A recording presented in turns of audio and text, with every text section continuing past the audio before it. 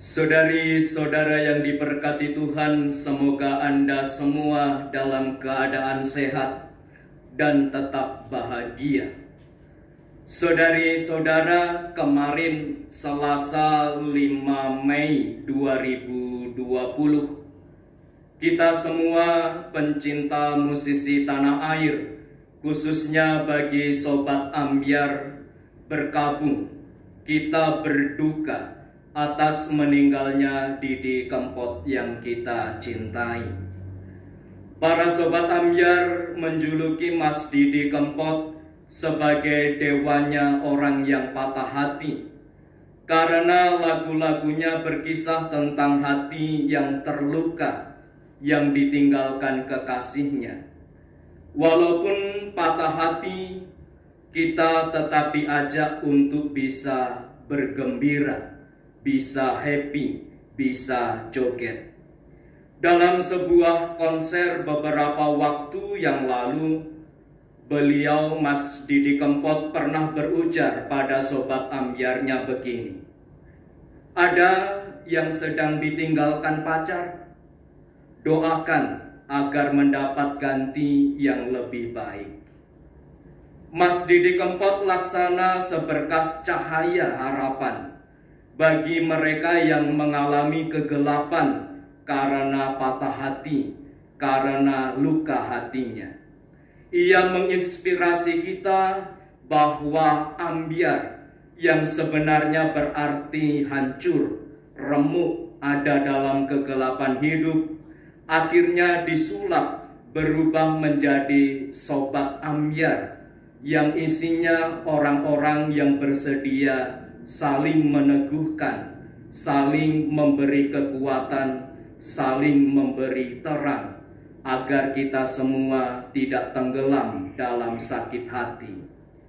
Saudari-saudara yang dicintai Tuhan, Injil hari ini menyatakan kepada kita tentang identitas Yesus Kristus. Yesus hadir ke dunia sebagai sang terang. Kehadirannya tak terpisahkan dari kesatuan dan kehadiran Allah Bapa. Hadirnya membawa sukacita, membawa cinta kasih, kebaikan, keselamatan, membawa kehidupan, bukan kematian, bukan kegelapan. Sebagai umat Kristiani, kita semua melalui sakramen baptis, kita telah dipersatukan dengan Allah Tritunggal, Bapa, Putra, dan Roh Kudus. Itu berarti kita ada dalam kesatuan dengan Allah yang adalah sang terang itu. Maka kita diajak untuk menyalurkan kebaikan Allah, keselamatan Allah bagi sesama kita.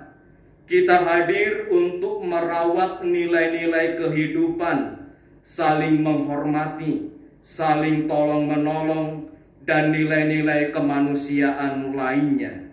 Sehingga dalam hidup ini kita semua mengalami sukacita, bukan mengalami sebuah kesuraman, apalagi sebuah kegelapan. Seperti yang diteladankan Barnabas dan Saulus yang kita dengar dalam bacaan pertama tadi, kita pun saat ini didorong oleh Roh Kudus untuk berani bersaksi, mewartakan sang terang, yakni Kristus Tuhan kita dalam hidup kita sehari-hari. Kendati mengalami banyak kesulitan, kendati mengalami banyak tantangan, kita diajak untuk tidak menyerah, seperti Barnabas dan Saulus pun tidak menyerah dalam kesulitan mereka untuk mewartakan Kristus. Secara istimewa dalam situasi pandemi COVID-19 ini, marilah kita berjuang untuk tetap menjadi terang bagi sesama kita, khususnya mereka yang membutuhkan kebaikan-kebaikan kita. Mari kita hadir untuk menyembuhkan hati yang ambyar karena kesulitan ekonomi, karena persoalan keluarga, karena mengalami beban berat dalam hidup mereka, karena persoalan dalam kesehatan dan lain sebagainya.